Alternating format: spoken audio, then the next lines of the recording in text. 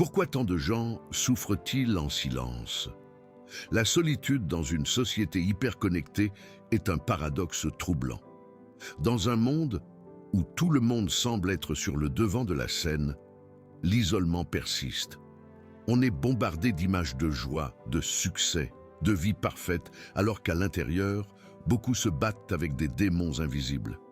L'angoisse, la dépression, ces fléaux modernes touchent des millions, mais restent souvent cachés derrière des sourires forcés.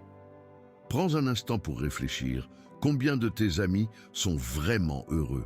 Combien luttent chaque jour contre le sentiment d'être incompris?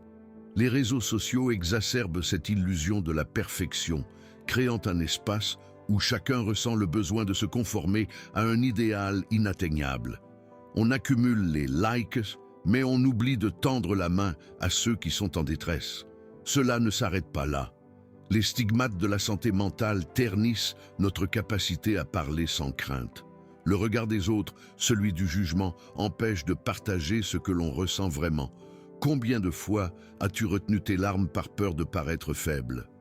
Il est temps de briser ces chaînes qui nous emprisonnent. Oser parler de ses émotions, c'est déjà un acte de courage incroyable. Repenser notre approche de la vulnérabilité est essentiel. Partager un moment difficile peut créer des connexions profondes. Écouter sans jugement peut sauver une vie. Nous ne sommes pas seuls dans nos luttes. Comprendre que partager sa souffrance ne diminue pas notre valeur, mais nous rend humains. La société doit évoluer.